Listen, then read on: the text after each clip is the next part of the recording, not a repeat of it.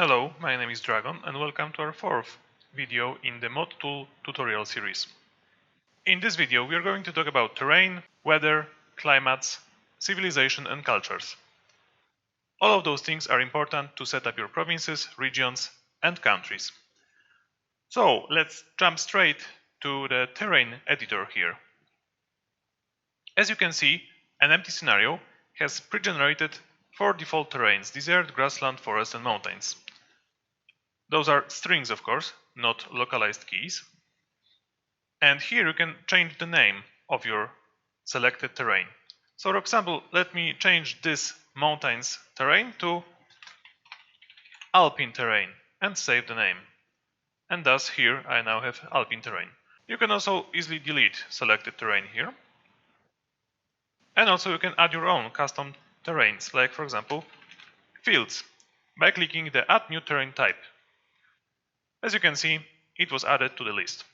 As you can see, each terrain type can have its own icon set up here.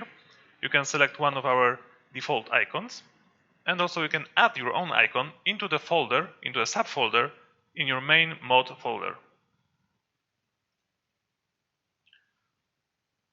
So let me choose for this Alpine terrain Alpine icon, and this icon is automatically saved. You don't need to do anything else to save it. It will just stay as chosen here.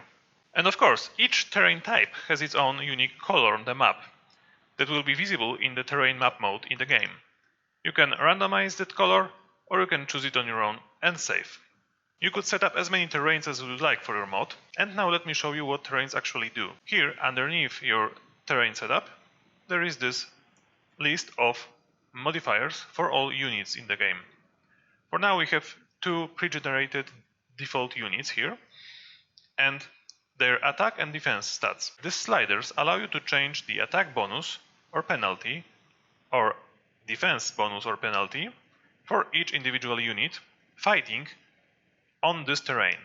So if, for example, there was a battle theater here on this province, and it was the Alpine province, this unit would have their defense increased by 9, but their attack reduced by 7.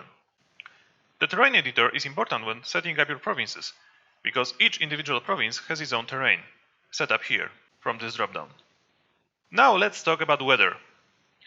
It is also a small feature, similar to terrains, that is also affecting attack and defense of your units. As you can see, we have here 4 pre-generated default weathers. As usual, you can select one of them, delete it, and change its name.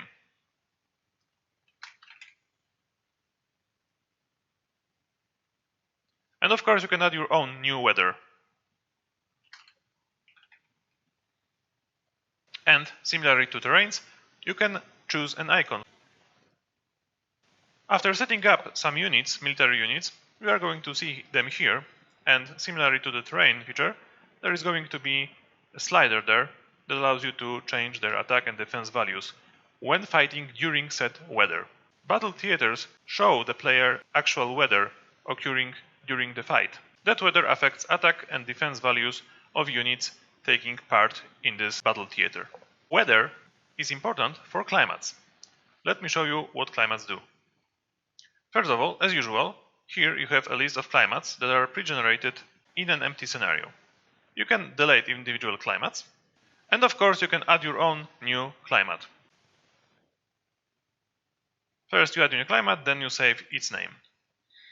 And after you select one of your climates, periods will show up with starting dates and ending dates of each individual period. Those dates reflect when certain weathers are going to be present. After you select one of the periods, you can add new weather to it and then set up the percentage for that weather. This is the probability that this weather is going to occur in said period. And you can do it for each individual climate here. And of course, for our newly created climate, we need to add first period for it. And for example, we can set up that this period will stretch the whole year. And for this period, we can add a new weather and add wind, for example, with 100% possibility of occurring. Climate setup is important for regions. We have covered the regions in previous video, and now I will show you how to set up climates for individual regions. Let me select our region number 1 here. And here, as you can see, we have the climate drop-down. And from this drop-down, we can choose climate we would like this region to have. And we can save it. Because climates affect whole regions, all individual provinces in said region are going to have the same climate. So you cannot set up climate for each individual province, unless you of course set up regions with only one province. One last thing I would like to talk to you about in this video is the Civilization and Culture editor, which is important for both provinces and countries. The civilization and culture mechanic exists for the separatism effects and to make your provinces more individual. So each province has its own culture set up here from this dropdown. And also, each country has its own list of accepted cultures in that country.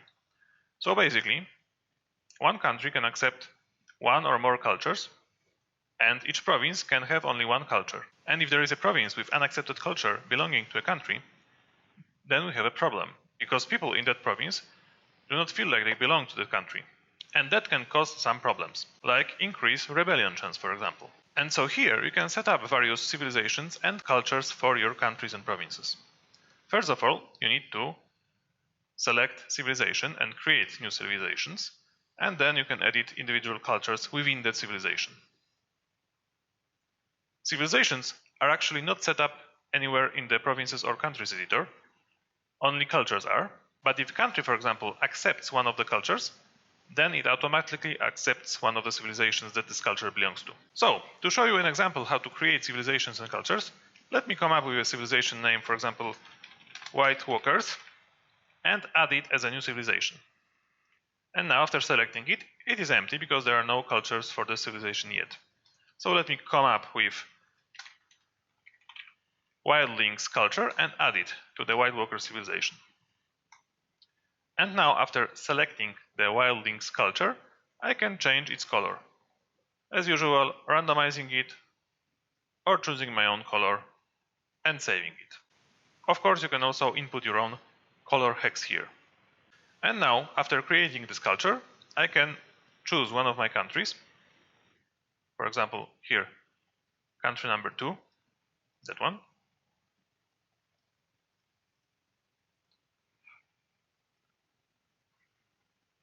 And I can add this culture to its list of accepted cultures. And of course, I can, for example, choose this province number 33 here in the provinces editor, and also add Wildlings culture for this province. And now this country accepts Wildlings culture, and this province is of Wildlings culture.